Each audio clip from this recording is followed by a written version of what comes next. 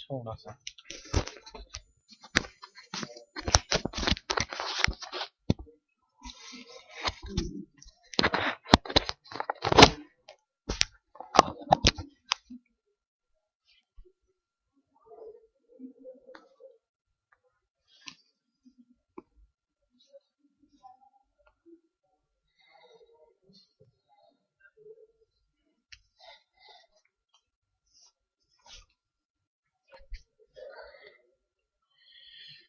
الحمد لله نحمده ونستعينه ونستغفره ونؤمن به ونتوكل عليه ونعوذ بالله من شرور أنفسنا ومن سيئات أعمالنا من يهده الله فلا مضل له ومن يضلل فلا هادي له وأشهد أن لا إله إلا الله وحده لا شريك له وأشهد أن محمدا عبده ورسوله أرسله بالحق بشيرا ونذيرا أما بعد فإن أحسن الحديث كتاب الله وخير الهدي هدي محمد صلى الله عليه وسلم وشر الأمور محدثاتها وكل محدثة بدعة وكل بدعة ضلالة وكل ضلالة في النار۔ جیسا کہ آپ تمام جانتے ہیں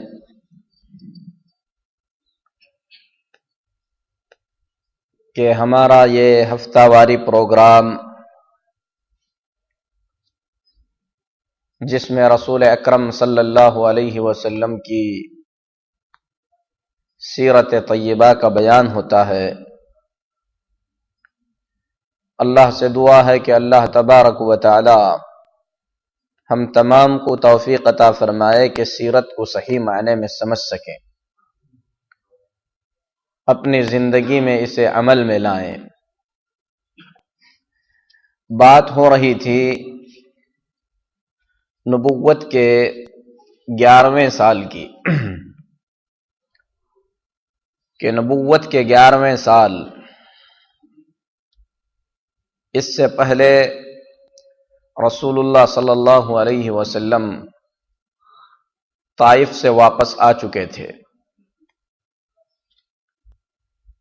مطعم بن عدی کی پناہ میں رسول اللہ صلی اللہ علیہ وسلم مکہ مکرمہ میں داخل ہوئے۔ مکہ مکرمہ میں داخل ہونے کے بعد آپ صلی اللہ علیہ وسلم نے دعوت و تبلیغ کا کام پھر سے اس طریقے سے شروع فرمایا کہ مکہ مکرمہ میں جو شخص بھی نیا داخل ہوتا حج کے ارادے سے، عمرے کے ارادے سے، رسول اللہ صلی اللہ علیہ وسلم اس اسلام کی تبلیغ کرتے تھے۔ گزشتہ درس میں تفصیل کے ساتھ بتایا گیا کہ آپ صلی اللہ علیہ وسلم نے کن کن قبائل کو دعوت دی، کس قبیلے کے لوگوں نے کس طریقے کا جواب دیا۔ بہرحال اسلام اور مسلمانوں کے حالات ابھی بھی بہت ہی زیادہ پریشانی کے دور سے گزر رہے تھے۔ اللہ تبارک و تعالی نے ایسے وقت میں اپنے نبی محمد الرسول اللہ صلی اللہ علیہ وسلم کو معراج کے لیے بلا لیا۔ معراج سے واپس آنے کے بعد آپ صلی اللہ علیہ وسلم نے جب مکہ کے لوگوں کو اس کی اطلاع دی تو اس کے رد عمل میں مکہ کے لوگوں نے آپ صلی اللہ علیہ وسلم کے ساتھ جو سلوک کیا وہ بھی آپ نے سن لیا، بلکہ کچھ کمزور مسلمان مشرکین کے اس فتنے میں آ کر دین اسلام سے پھر گئے۔ کچھ عرصے کے بعد حج کا مہینہ آیا، بہت سارے قبیلے حج کے لیے عرب کے کونے کونے سے آ کر اکٹھا ہو گئے۔ نبی کریم صلی اللہ علیہ وسلم نے کئی قبائل کو اسلام کی دعوت دی، بالآخر آپ صلی اللہ علیہ وسلم کا گزر اس قبیلے پر سے بھی ہوا جس قبیلے کو اللہ تبارک و تعالی نے دین اسلام کی نصرت اور مدد کے لیے چن رکھا تھا۔ یہ خوش نصیب گروپ، یہ خوش نصیب جماعت، ان کا تعلق یثرب سے تھا، اور یثرب جو ہے یہ مدینے کا پرانا نام ہے۔ رسول اللہ صلی اللہ علیہ وسلم کی ہجرت سے پہلے تک مدینے کا نام یثرب ہے۔ آپ صلی اللہ علیہ وسلم مدینہ طیبہ جب تشریف لے گئے تو اس کا نام مدینہ پڑا، اور مدینہ عربی زبان میں شہر کو کہتے ہیں۔ رسول اللہ صلی اللہ علیہ وسلم کے مدینہ طیبہ جانے کے بعد اس شہر کو مدینۃ النبی کہا جاتا تھا، یعنی نبی صلی اللہ علیہ وسلم کا شہر۔ پھر اسے مختصر کر کے مدینہ کہا جانے لگا، ورنہ اس سے پہلے اس کا نام یثرب تھا۔ تو یثرب کی ایک جماعت حج کے ارادے سے آئی ہوئی تھی۔ اللہ کے رسول صلی اللہ علیہ وسلم ان لوگوں کے پاس پہنچے۔ اس میں ایک چھوٹی سی جماعت تھی جو مدینے سے آئے ہوئے تھے، ان کے اور ان کے دشمن قبیلے کے بیچ لڑائیاں چل رہی تھیں، اور یہ لوگ قریش کے پاس آئے تھے اس ارادے سے کہ قریش کے ساتھ معاہدہ کر کے اپنے دشمن سے لڑیں تاکہ قریش ان کی مدد کر سکیں۔ اللہ کے رسول صلی اللہ علیہ وسلم جب ان کو اس طریقے کی باتیں کرتے ہوئے سنے تو آپ صلی اللہ علیہ وسلم نے فرمایا، هل لکم الی خیر مما جئتم الیہ، جو مقصد تم لے کر آئے ہو، کسی کو اپنا دوست بنانا، اپنے دشمن پر غلبہ پانے کے لیے اس سے لڑنا، یہ تمہارا مقصد ہے، تمہارے مقصد سے بہتر چیز کی میں تمہیں دعوت دیتا ہوں۔ پھر آپ صلی اللہ علیہ وسلم نے انہیں اسلام کی دعوت دی۔ جب آپ صلی اللہ علیہ وسلم نے اسلام کی دعوت دی تو اس جماعت میں سے ایک شخص ایاس بن معاذ نام کے تھے، انہوں نے آپ صلی اللہ علیہ وسلم کی بات کو پسند کر لیا اور اپنی قوم سے کہنے لگے، ای قومی ھذا واللہ خیر مما جئتم الیہ، اے لوگو جو مقصد تم لے کر آئے ہو اور یہ جو بتا رہے ہیں یعنی محمد صلی اللہ علیہ وسلم، ان کی بات تمہارے لائے ہوئے مقصد سے زیادہ بہتر ہے، اسے قبول کر لو۔ لیکن ابو الحسیر انس بن رافع نامی ایک شخص نے ایاس بن معاذ کے چہرے پر کچھ کنکریاں مار کر کہا کہ ہم اس مقصد سے نہیں آئے ہیں، اور یہ بڑی عمر کا شخص تھا، اسی لیے ایاس بن معاذ رضی اللہ تعالی عنہ کو خاموشی اختیار کرنی پڑی۔ لیکن ان کے دل میں محمد الرسول اللہ صلی اللہ علیہ وسلم کی باتیں گھر کر چکی تھی۔ گئے، اس کے کچھ عرصے کے بعد جنگ بعاث ہوئی مدینہ طیبہ میں، اوس اور خزرج کے درمیان ایک لڑائی ہوئی. اس لڑائی میں بہت سارے لوگ مارے گئے. ایاس بن معاذ رضی اللہ تعالی عنہ ان کا بھی انتقال ہوا، اور انتقال سے پہلے ان کی زبان پر تکبیر و تحلیل تھی، لا الہ الا اللہ کے کلمات تھے. اسی لیے اہل علم کہتے ہیں کہ ان کا انتقال اسلام پر ہوا اور یہ صحابہ میں داخل ہے. اس کے بعد جنگ بعاث کا ہونا، یعنی اس لڑائی کا ہونا، بے شک مدینہ والوں کے لیے بہت بڑا خیر تھا. اور یہ لڑائی مدینے کے دو بڑے قبیلوں کے درمیان ان کے کچھ ذاتی مسائل کو لے کر اسلام مدینے میں جانے سے پہلے یہ لڑائی چھڑ چکی تھی. اور اس لڑائی میں دونوں قبیلوں کے بڑے بڑے سردار مارے جا چکے تھے. اب قبیلوں کے اندر نوجوان تھے،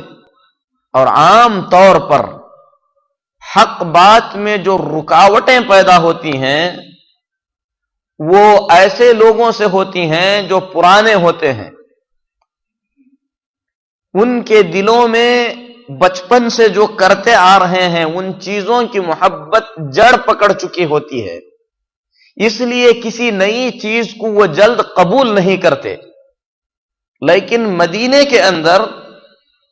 بڑے بڑے سردار جو مارے جا چکے تھے، اس کی وجہ سے اسلام جب مدینہ طیبہ میں داخل ہوا تو نوجوان قسم کے لوگ تھے، کسی بھی طریقے کا کوئی قرار، کوئی فیصلہ لینے میں انہیں کسی بڑی رکاوٹ کا سامنا نہیں کرنا پڑا.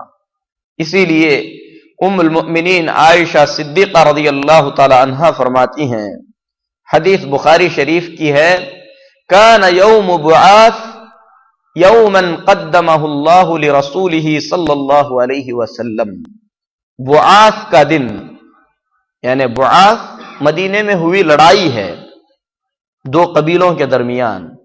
یہ اللہ تبارک و تعالی کی جانب سے محمد الرسول اللہ صلی اللہ علیہ وسلم کی نصرت اور مدد کے لیے پہلے ہی سے پیش آیا ہوا ایک واقعہ تھا. اس لیے کہ ان کے بڑے بڑے مارے جا چکے تھے اور بہت سارے پریشانی کے عالم میں جی رہے تھے. اسی لیے جب اسلام آیا تو انہوں نے فوراً اسلام کو قبول کر لیا.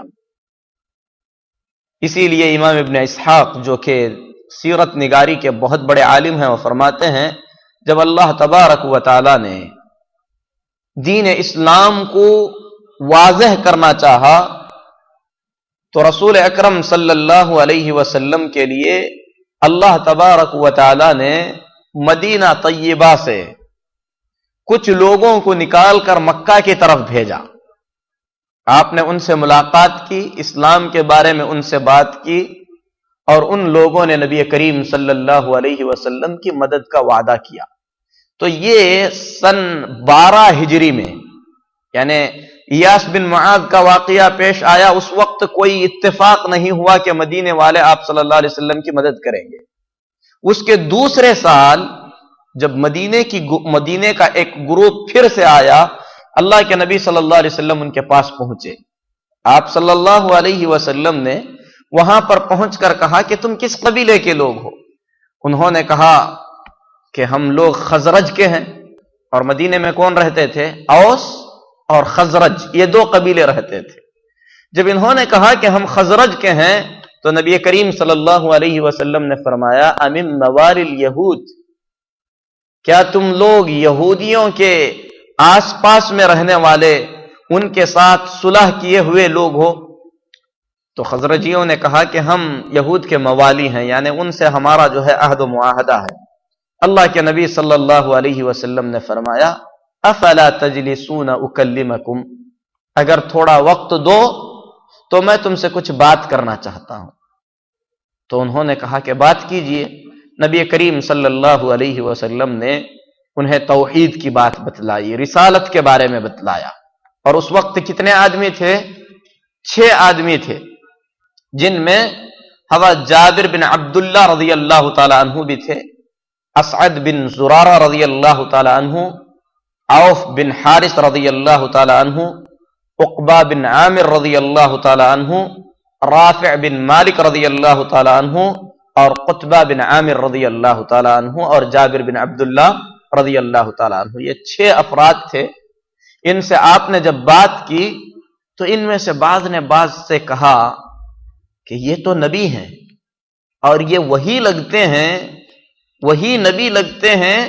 جن کا واسطہ دے کر یہودی ہم کو دھمکی دیا کرتے ہیں، کیونکہ یہودیوں کے درمیان، اوس اور خزرج کے ان لوگوں کے درمیان پہلے ہی سے کچھ لڑائیاں ہوا کرتی تھیں۔ اس وقت یہود مشرکین سے جو مکہ میں تھے، یثرب میں جو مشرکین تھے، انہیں ڈراتے ہوئے کہا کرتے تھے کہ وہ آخری زمانہ آ چکا ہے جس زمانے میں آخری نبی کو آنا ہے، اور وہ نبی عنقریب ظاہر ہوں گے، اور جب وہ ظاہر ہوں گے تو ان کے ساتھ مل کر ہم تم لوگوں کا ایسے ہی صفایا کر دیں گے جس طریقے سے عاد اور ثمود کو تباہ کیا گیا ہے۔ یہودیوں سے صحابہ کرام رضوان اللہ علیہم اجمعین جو مدینے سے آئے ہوئے تھے یہ بات سن رکھے تھے۔ جب آپ صلی اللہ علیہ وسلم نے اسلام کی بات کہی، اپنی نبوت کا تذکرہ کیا، تو فوراً آپ کو پہچان گئے اور آپس میں ایک دوسرے سے کہنے لگے قبل اس کے کہ یہود ہم سے سبقت کر جائیں، ہم کو اس نبی کی اتباع کر کے ان کے مددگار بن جانا چاہیے۔ اور ان 6 افراد نے اسلام قبول کر لیا۔ 6 نوجوان تھے، مدینہ طیبہ سے آئے تھے، جن کا نام ابھی ذکر کیا گیا۔ حضرت جابر بن عبداللہ رضی اللہ تعالی عنہ، اسعد بن زرارہ رضی اللہ تعالی عنہ، عوف بن حارث رضی اللہ تعالی عنہ، قطبہ بن عامر رضی اللہ تعالی عنہ، اور عقبہ بن عوف رضی اللہ تعالی عنہ۔ ان 6 افراد نے اسلام قبول کر لیا اور نبی کریم صلی اللہ علیہ وسلم سے وعدہ کیا کہ یہ اپنی قوم میں جا کر اسلام کی تبلیغ کریں گے، لوگوں کو اسلام کے بارے میں بتلائیں گے۔ نبی کریم صلی اللہ علیہ وسلم سے رخصت ہو کر 6 افراد کا یہ قافلہ مدینہ طیبہ پہنچا۔ جا کر بڑے منظم انداز میں مدینہ طیبہ کے اندر انہوں نے دعوت و تبلیغ کا کام شروع کر دیا۔ 1 سال گزر گیا، نبوت کا 12واں سال تھا۔ جب حج کے لیے یہ لوگ واپس آئے تو ان 6 افراد میں سے 5 افراد جو مدینے سے حج کے لیے آئے تھے ان کے ساتھ آئے، اور ان لوگوں کے ساتھ مزید 7 افراد یعنی 12 افراد کا قافلہ جو اسلام قبول کر چکا تھا رسول اللہ صلی اللہ علیہ وسلم سے ملنے کے لیے آیا۔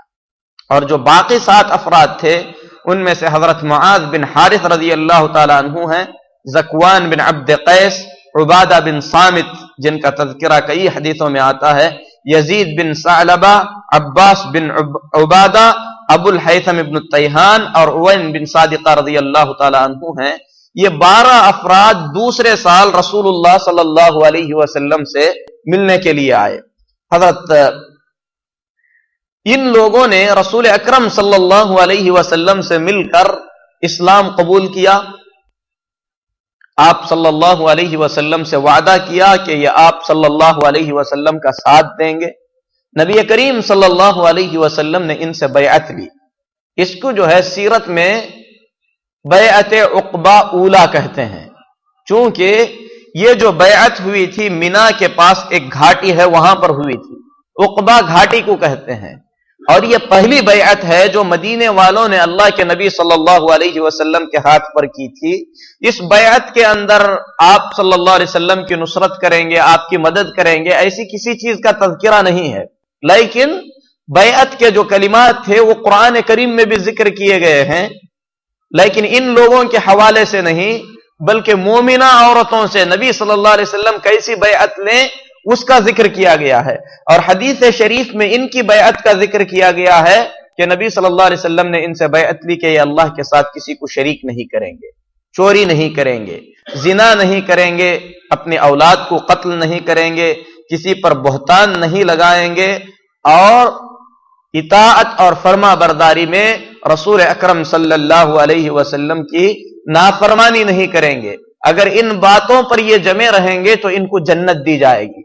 ان 12 آدمیوں نے رسول اکرم صلی اللہ علیہ وسلم کے ہاتھ پر ان باتوں پر بیعت کی،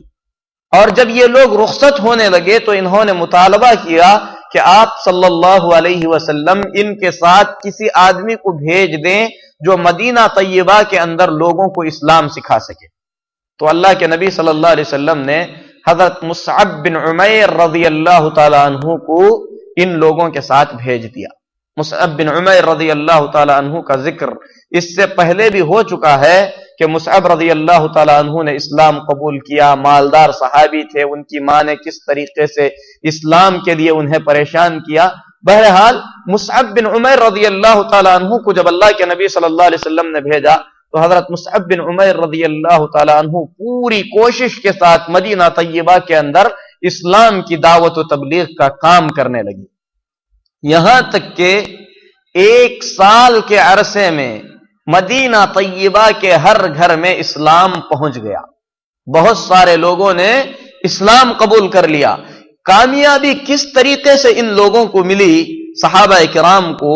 اس کا ذکر کرتے ہوئے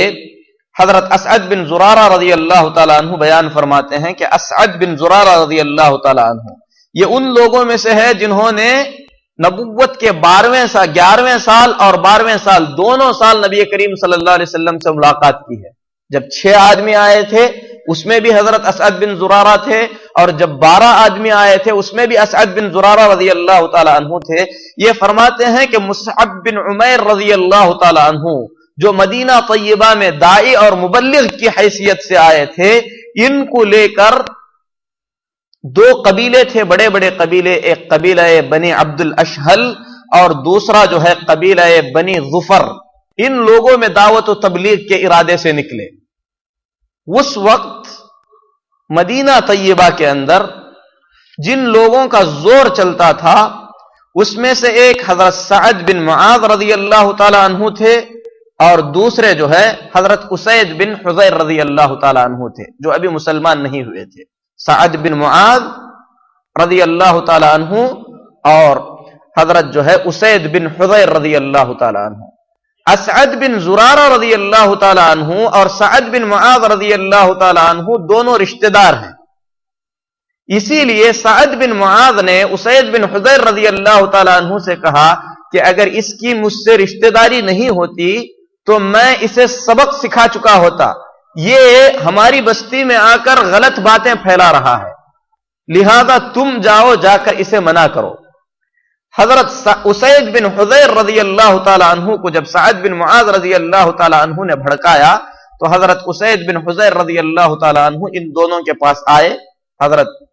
مصعب بن عمیر رضی اللہ تعالی عنہ کے پاس اور ان کے ساتھی اسعد بن زرارہ رضی اللہ تعالی عنہ کے پاس، جو دونوں مسلمان تھے، آ کر ان دونوں کو برا بھلا کہنے لگے۔ کہا کہ تم لوگ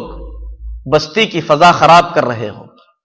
ہمارے آبا و اجداد جو کر رہے تھے اسے غلط کہہ رہے ہو، اگر تم لوگوں کو اپنی خیریت چاہیے، اپنی زندگی تم دونوں کو پیاری ہے تو یہاں سے نکل جاؤ۔ برا بھلا سنایا۔ حضرت مصعب بن عمیر رضی اللہ تعالی عنہ نے اسید بن حضیر رضی اللہ تعالی عنہ سے فرمایا تھوڑی دیر بیٹھو، ہماری بات سنو، اگر بات پسند آتی ہے تو بڑی اچھی چیز ہے، اگر بات پسند نہیں آتی تو وہی کریں گے جو آپ چاہیں گے۔ تو حضرت اسید بن حضیر رضی اللہ تعالی عنہ اپنے ساتھ نیزہ لے کر آئے تھے، نیزہ گاڑ کر جو ہے بیٹھ گئے۔ حضرت مصعب بن عمیر رضی اللہ تعالی عنہ نے قرآن کریم کی تلاوت کی، دین اسلام کی خوبیوں کو بیان کیا۔ حضرت اسید بن حضیر رضی اللہ تعالی عنہ جو ان دونوں کو ڈرانے کے لیے آئے تھے، اسلام کی بات سن کر متاثر ہو گئے، کہنے لگے کہ یہ تو بڑی اچھی باتیں ہیں، اگر اس دین کو قبول کرنا ہے تو کیا کرنا ہوگا؟ تو حضرت مصعب بن عمیر رضی اللہ تعالی عنہ نے فرمایا غسل کرو، کلمہ شہادت کا اقرار کر لو، اس کے بعد نماز پڑھ لو، اسلام میں تم داخل ہو جاؤ گے۔ حضرت اسید بن حضیر رضی اللہ تعالی عنہ نے اسلام قبول کر لیا۔ حضرت مصعب بن عمیر رضی اللہ تعالی عنہ فرماتے ہیں کہ جب حضرت اسید بن حضیر رضی اللہ تعالی عنہ آ رہے تھے تو اسعد بن زرارہ رضی اللہ تعالی عنہ جو اصل مدینے کے ہیں انہوں نے کہا کہ یہ شخص جو آ رہا ہے اسید بن حضیر رضی اللہ تعالی عنہ، اگر ان کو قابو میں کر لو، ان کے بات، ان کو اسلام کی بات سمجھ میں آ جائے تو ان کے پیچھے بہت سارے لوگ اسلام قبول کر لیں گے، اس لیے اللہ سے ڈرتے ہوئے صدق دل کے ساتھ انہیں اسلام کی دعوت دینا۔ جب آئے تو انہوں نے دعوت دی۔ حضرت مصعب بن عمیر رضی اللہ تعالیٰ عنہ فرماتے ہیں کہ جب میں اسلام کی بات بتا رہا تھا ان کے چہرے کو دیکھ رہا تھا، ان کے چہرے کی تبدیلی سے، ان